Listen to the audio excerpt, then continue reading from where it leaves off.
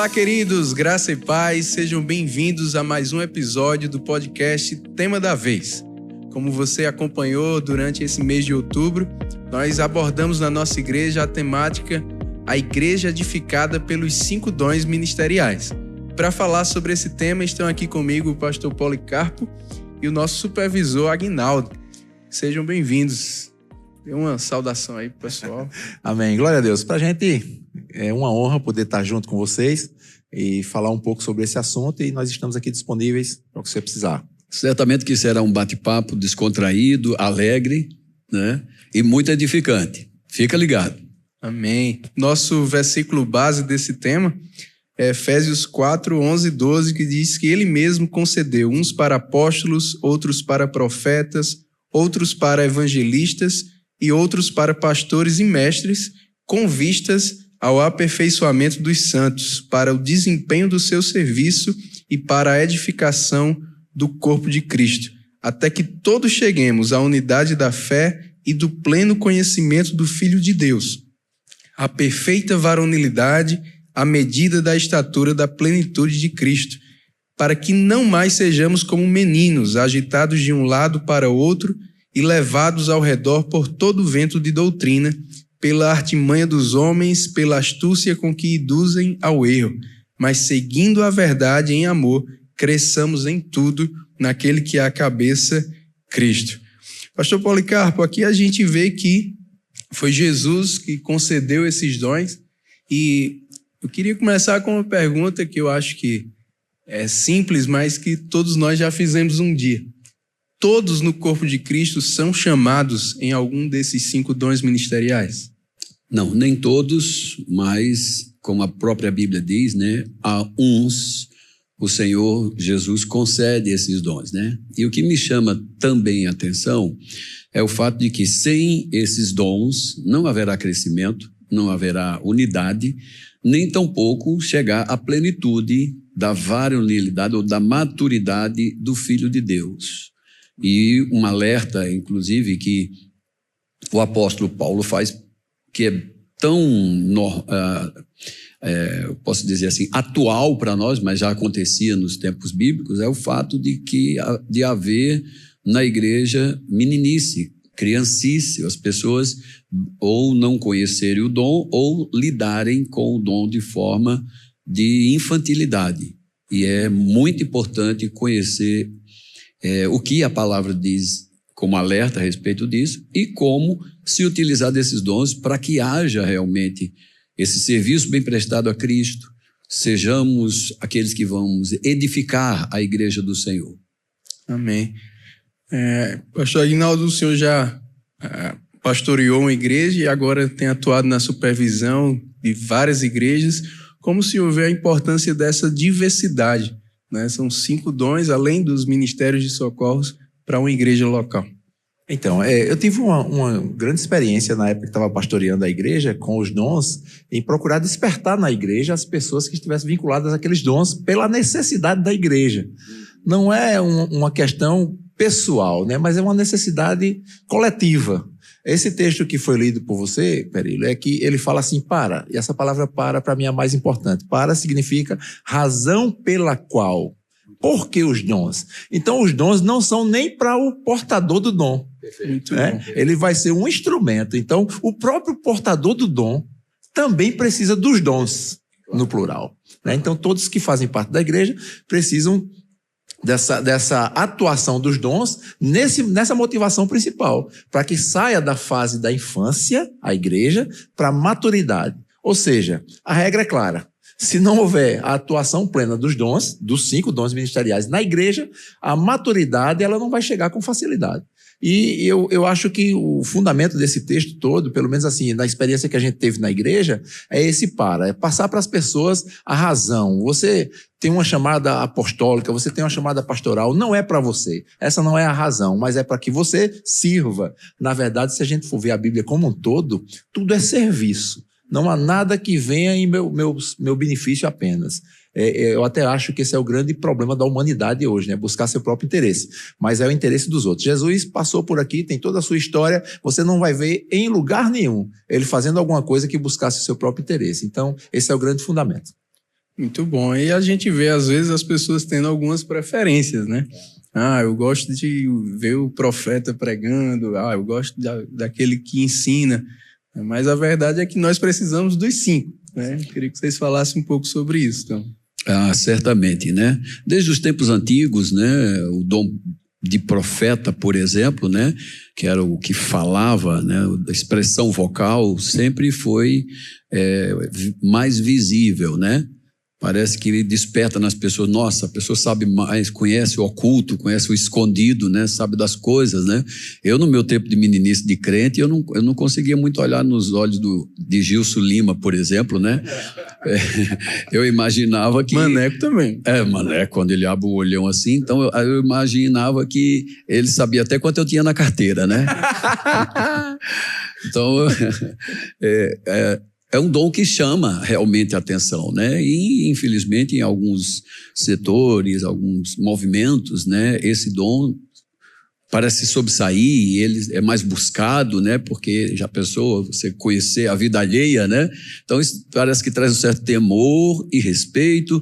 Mas quando vemos pela palavra de Deus, né? Os 5 dons estão lá postos na Igreja de Cristo para o desenvolvimento, o aperfeiçoamento, né? E não apenas um, né? Eu fico muito receoso quando eu vejo as pessoas destacando mais um em detrimento do outro, né? As pessoas elogiando um, separando cadeira mais para um do que para o outro, mas sem os 5, a Bíblia está bem clara em dizer que é com os 5 que será edificada a Igreja de Cristo. Tem um detalhe bem interessante também, Policarpo, que esse dom pastoral, por exemplo, ele é um dom que toca em todos os outros dons, né? Então, por que eu estou dizendo isso? Porque às vezes a gente se depara com profetas que ele mergulhou tanto na chamada dele que ele acaba achando que não precisa de um pastor. Por isso que tem essa interligação entre os dons, né? Todos precisam de todos e todos precisam estar firmados em um lugar e sendo pastoreados, né? Muito bom. Recentemente o nosso pastor fez até uma mudança, né? Há alguns anos, que a gente chamava antigamente de equipe pastoral, né? E ele mudou para a equipe ministerial. Porque, de fato, tem pessoas nos 5 dons ali, porque a igreja precisa de todos, né?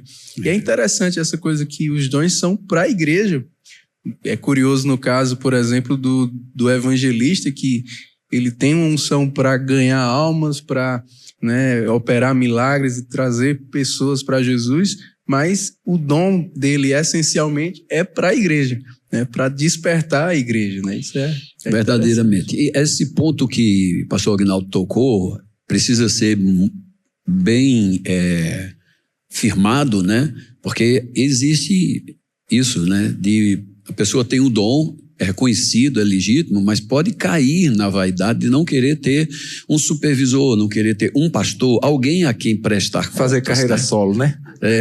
Carreira solo, E não existe carreira solo no corpo de Cristo, Amém. Né? Eu até brinco nas minhas aulas, quem é meus alunos no Rema sabe que eu digo que, às vezes, a pessoa está tão empolgada com o dom que é como uma lagartixa e ele come o rabo da lagartixa. Então, num determinado momento, ele dá um estalo, se solta do corpo e ele até tem vida, é impressionante, chama atenção, né? Causa um certo alvoroço, aquele dom que a pessoa tem. Mas desligado do corpo, aquilo tem um tempo de vida, vai morrer. Então eu falo às vezes, olha, não queira ser um rabo de lagartixa não, filho.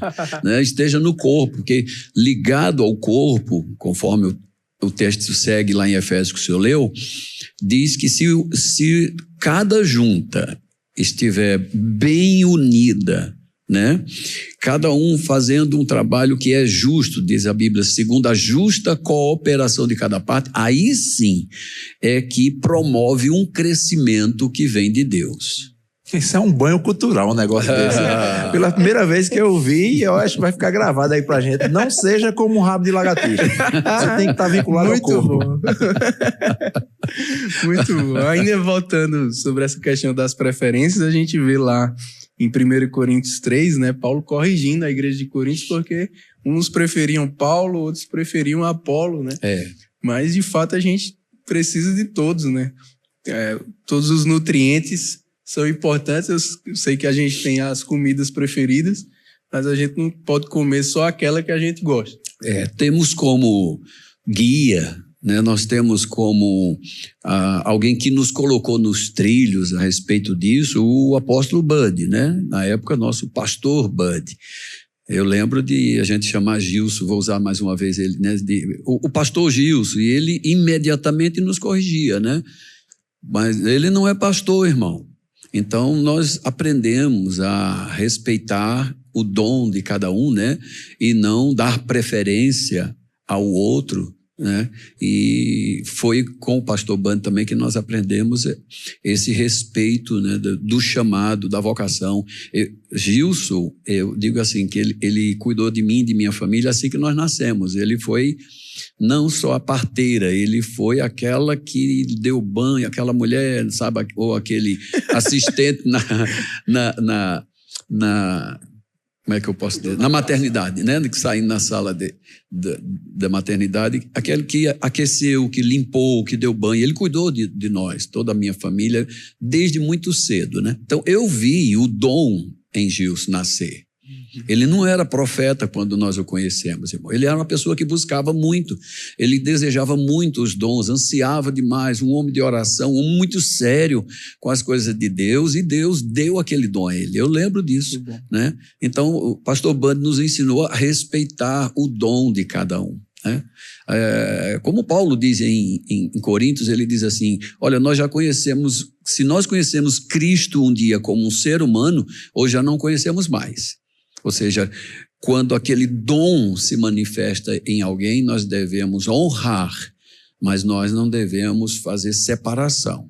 Eu gosto mais agora do pastor Perilo, mas eu não gosto do pastor Tiago. Deus me livre e guarde do pensamento desse, né, não? É bem interessante isso, Policarpo, que as coisas estão muito, muito misturadas ainda, né? Assim, todos são pastores. Você não pode nem subir uma vez como convidado na igreja e pregar bem, que já estão lhe chamando de pastor também, né? Então a gente Esse acaba... é o problema, a nomenclatura também tem uma importância. Então o evangelista, quando ele é descoberto, tanto ele se autodescobrindo, como a igreja o reconhecendo, a gente precisa colocar mesmo o termo certo para ele. A tarja, né, no peito, porque né? Porque todos os pastores, não é bem assim, né? E voltando aí ao que você estava falando sobre essa questão de comparação, né?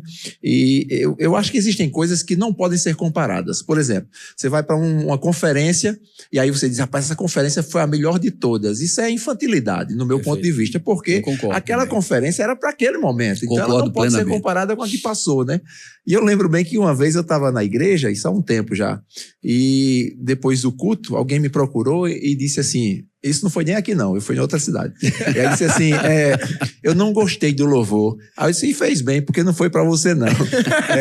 Essas questões de comparar, de fazer opções, elas acabam atrapalhando na nossa mente a conclusão da coisa como é, né? Verdade, muito bom. Muito bom, muito bom. O senhor falou do início de Gilson, né? Eu queria falar um pouco do início, né? Falar para quem tem percebido, né, um chamado no seu coração, como aquele encontro de Moisés com a sarça ardente, né? Sim. E às vezes a gente sabe que é assim mesmo que começa, né? Exato. Aquilo ardendo no nosso coração, aquele desejo de servir ao Senhor no ministério da palavra, e, enfim. Eu queria também ouvir como foi o começo de vocês, mas a gente tem uma matéria no Rema, e já fica a dica aí, se você ainda não fez o Rema, que é Ministério Prático, fala sobre isso. E se você já fez o Rema, tem a nossa Escola de Ministros, que trata especificamente sobre cada ofício ministerial, cada dom desse, com certeza vai te esclarecer e te preparar muito bem para isso. Mas é a pergunta que todo mundo faz, principalmente quando começa o Rema, né? Qual o meu chamado? Como descobrir o meu chamado?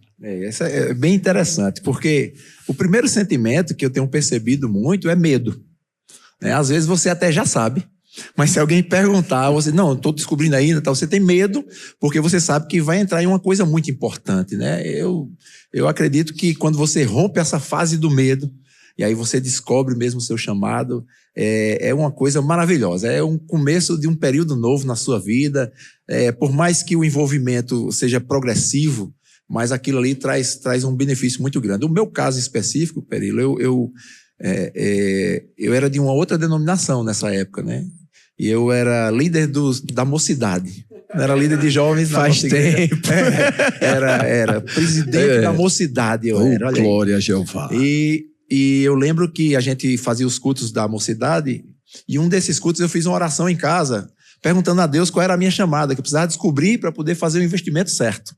E aí eu coloquei um propósito, né? Eu disse, vou estar convidando um pastor para pregar lá na igreja, e esse pastor vai ser o instrumento que o Senhor vai usar, isso eu dizendo em oração. Fez prova com Deus, né? Fez prova com Deus. Qual é a minha chamada, tal. Fiz tudo bem direitinho, o culto aconteceu, eu ajudei no louvor, o culto terminou, e o pastor estava indo embora pelo corredor da igreja, uma igreja muito comprida, e eu aqui enrolando os cabos do instrumento, e eu olhando, disse, rapaz, não deu em nada, ou seja, minha conclusão, você não tem chamado. Né? E o pastor, quando chegou na porta, ele deu a curva e começou a voltar. E aí eu comecei a ficar nervoso. E aí fica uma lição, se você pedir para Deus lhe mostrar alguma coisa, não fique nervoso não, espere porque ele vai voltar. E aí o pastor voltou, chegou perto de mim e disse, rapaz, eu estava na porta e voltei só para dizer para você que você tem um chamado pastoral. E aí eu fiquei inerte assim na hora, e para mim foi muito chocante, porque nada... Quase que você disse assim, não acredito. Né? Nada mostrava claramente isso, mas eu sabia que era uma coisa que ia acontecer de forma progressiva, né? E até hoje eu exerço essa função, porque a supervisão, eu comparo a supervisão como um pastor que pastoreia pastores. Com certeza. Então a atividade pastoral, ela perdura, e para mim foi muito bom poder ter começado assim, mesmo nessa inocência toda, mas a gente vai amadurecendo e eu sei que ainda tem muita coisa para acontecer. Muito bem, eu achava assim, essa busca, né, assustadora, né, porque as pessoas começam a lhe chamar e falar, né? Você fala bem, você ensina bem e tal, e cobra por isso, né? Eu digo que eu uso um cabelo até bem cheio aqui em cima, porque minha cabeça é achatada de tanta mão de profeta que eu recebi, né? Vai, quando vai, porque já não foi, né? Então, achatou, né? Eu uso o cabelo volumoso para encobrir. Então, mas um dia... falei com minha esposa, vamos conversar com o pastor Bud. No início também, a igreja ainda era aqui no bairro da Prata, eu fui pedir um gabinete com ele, né? Eu cheguei lá, pastor Bud, é o seguinte, eu tenho uma casa cheia de gente, são os vizinhos que me buscam e eu ensino a Bíblia, são meus familiares, meus amigos também. Eu tenho me encontrado sempre dando conselho e tem sempre uma palavra de Deus, e eu mesmo tenho me visto com uma sede muito grande, e eu estudo muitos temas ao mesmo tempo. O senhor acha que eu sou pastor? E ele, muito educado, disse, eu sei, rapaz. Eu é que sei, rapaz. Você é que tem que me dizer. Mas é por isso que eu estou aqui, né? Enfim, foi um momento até, né, que ele quebrou né, a tensão que eu estava, porque ele riu depois. Não, rapaz, eu acho que seja, né?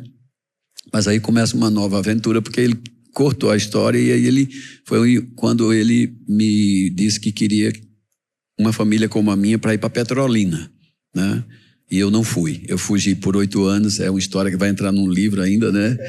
Fugi por 8 anos, até que um dia nós fomos parar lá, né? Mas enfim, o chamado... Como a Bíblia diz para nós, o chamado nasce conosco, né? No novo nascimento, a gente começa a seguir, sem entender, né, o que está fazendo, até que, estudando mais a Bíblia, se preparando, e você já recomendou bem, para quem não fez o rema, eu endosso, pastor Aguinaldo certamente, e você precisa conhecer, não fique ansioso, não fique preocupado, qual é seu lugar. Você precisa entender que o primeiro chamado do cristão é o serviço. Você serve bem. Todos aqueles que chegaram nos 5 dons ministeriais começaram servindo. Nenhum deles foi direto para púlpito.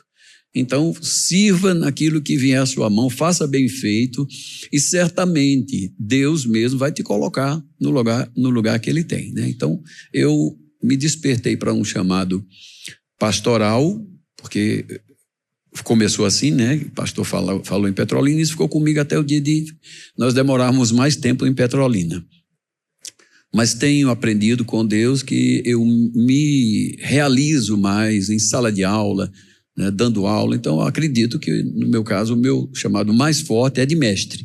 E isso não quer dizer que você não opere, como o pastor Aguinaldo mesmo disse, né, que opere por um tempo como um pastor, como um evangelista, né, como aquele que sai para abrir igreja, como já fiz também, né, mas sinto que quando eu estou ensinando, estou em sala de aula, eu me sinto mais realizado.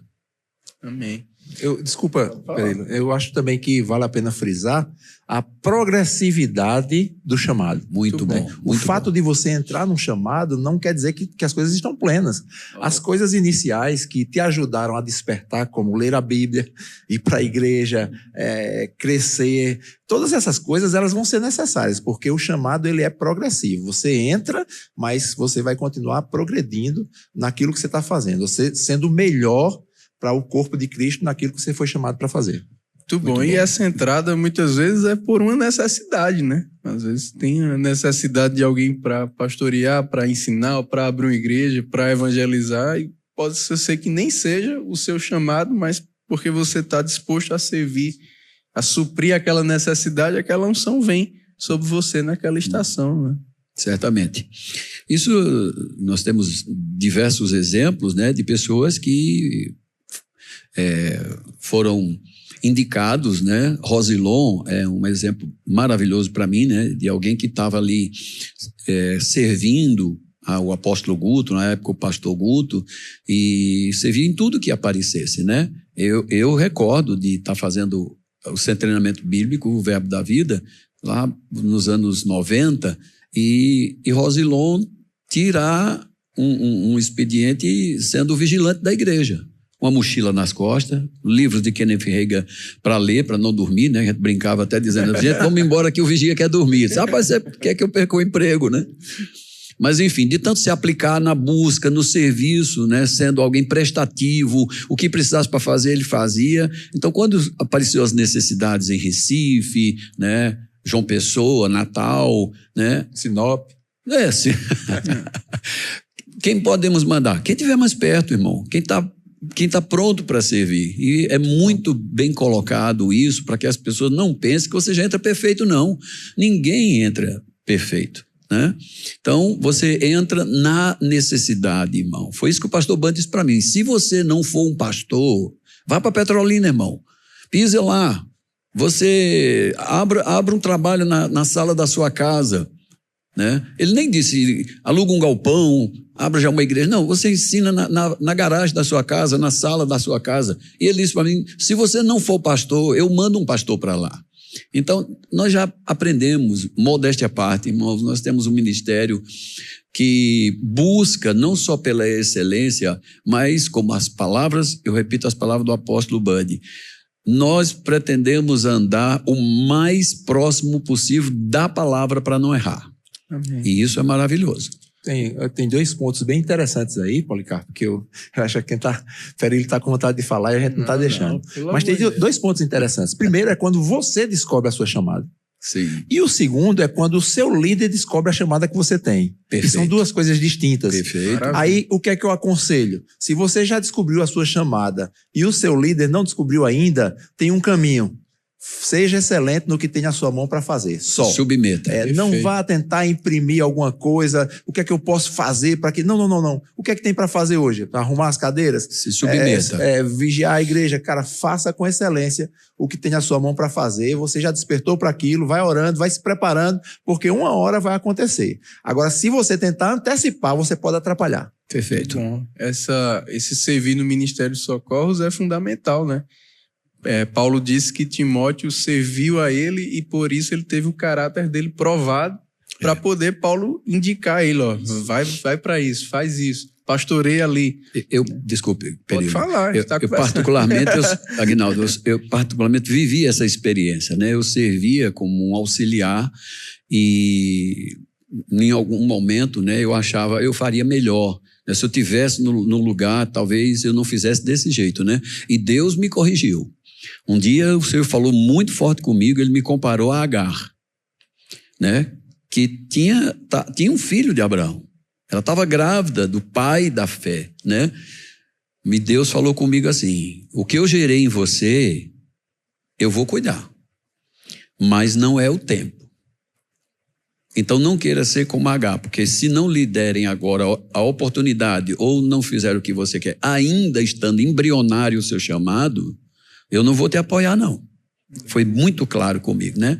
Então, sirva. Eu voltei para a história de H e eu lembro do anjo, e eu até brinco dizendo que aquele anjo era cearense, né?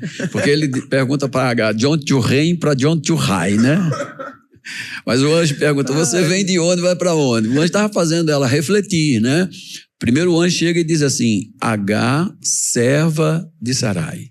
O anjo já disse para ela, você é servo.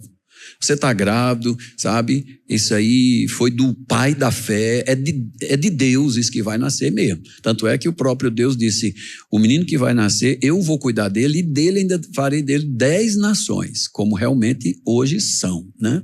Mas não era o tempo. Então, enquanto não era o tempo, o anjo disse, volte, retrate-se lá com a sua senhora e o sirva, né? Então, o Senhor falou comigo, não é tempo. Então, fique na sua, em outras palavras, né? Quando for tempo que tiver de nascer, eu vou cuidar deles. E um parêntese aqui, eu lembro que quando eu estava em Petrolina, eu contei isso para minha família, né? Contei chorando para meus filhos, olha, eu já passei por isso, né? Querer entrar no chamado, achar que o outro não está fazendo, eu faria melhor, e eu me arrependi disso. Mudei o coração. E Deus me falou sobre 10 que iriam nascer de mim. E eu tenho uma foto, né, que lá em Petrolina eu estava fazendo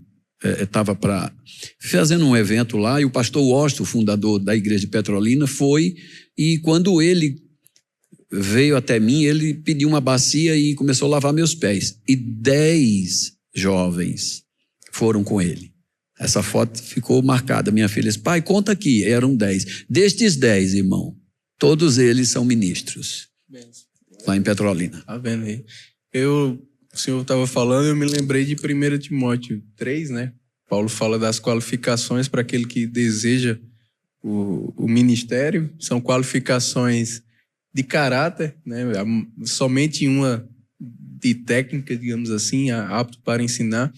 Mas aí ele fala depois dos diáconos, né? De você servir no Ministério dos Socorros, e ele termina dizendo assim, quem desempenhar bem esse serviço vai alcançar para si mesmo, né? Muita intrepidez na fé e justa preeminência, né? Essa preeminência, essa influência dos outros reconhecerem a unção na sua vida, né? Um lugar de uma posição de destaque, né? Isso, uma posição de destaque. Ele fala justa, né? Justa. Porque se tem uma justa, pode ter uma injusta, né? De eu querer eu mesmo forçar essa preeminência, né? Muito bem colocado. O certo é essa preeminência ser justa, ser no tempo certo, da forma certa. Né?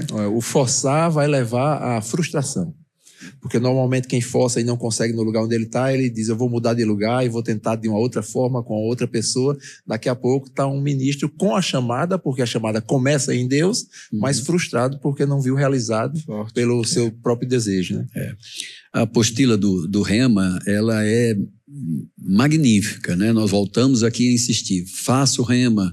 Meu irmão, você tendo chamado ou não, faça o Rema. O Rema não é apenas para preparar pastores, né, pessoas para púlpito. O Rema é um amadurecimento do cristão. É um cumprimento da palavra de Paulo, que diz que Deus deseja que todos se salvem, mas que chegue ao pleno conhecimento da verdade, né? E aí a Bíblia mostra para nós claramente, irmãos, que essa busca, a gente só, e esse lugar, essa justa preeminência, a gente só encontra servindo mesmo, né? Porque as pessoas vão notar, as pessoas vão ver, vão reconhecer. Muito bom. E o testemunho do senhor é interessante também. Não só do senhor, acho que de todos nós vai entrar nisso, né? Um modus operandi de Deus, mas uma atuação que tinha, né? E me lembra uma frase que o pastor João sempre dizia pra gente, né? Ele dizia assim, um título só vem para coroar uma atuação que já existe. Muitas vezes as pessoas estão atrás de ter o título, né? Na verdade, tem que estar atuando. Claro. E a conversa tá boa, mas tá na hora de encerrar. Eu queria que vocês deixassem mesmo uma mensagem final aí, tanto para aquelas pessoas que estão entrando no chamado, quanto aquelas que já estão mesmo no exercício do ministério. Eu digo para os que estão entrando no chamado, comece apoiando o chamado de alguém. E para os que já estão, seja pleno e cresça naquilo que Deus te chamou. Amém. Tá. eu endosso as palavras do meu supervisor, né? E digo assim, continue servindo. Enquanto a porta não abrir, não force. Faça o que tiver a sua mão para fazer. Eu tenho amigos hoje, pastores, como o pastor Isaías, né? E outros, senão eu vou perder, não dizendo o nome, que nós começamos no diaconato. Então, para nós foi maravilhoso servir, né? E o dom, aquele talento, né? Ele veio naturalmente. Então, eu reforço, continue servindo.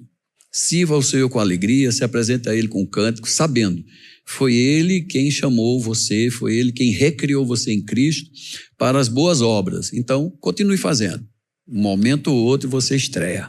Amém, muito bom. Tivemos mensagens maravilhosas sobre esse tema. Agora no mês de outubro em nossa igreja, eu te incentivo a entrar lá no nosso canal e assistir. Se você estava nos cultos, assistir novamente, né? Vai te edificar e vai continuar abrindo teus olhos para o chamado de Deus para a sua vida. Muito obrigado por ter estado com a gente nesse tempo. Compartilha aí esse podcast para o máximo de pessoas possível, em todos os teus grupos aí, nas tuas mídias sociais. Segue a igreja, @sedeverbo da vida nas mídias sociais, e a gente se vê no próximo tema da vez.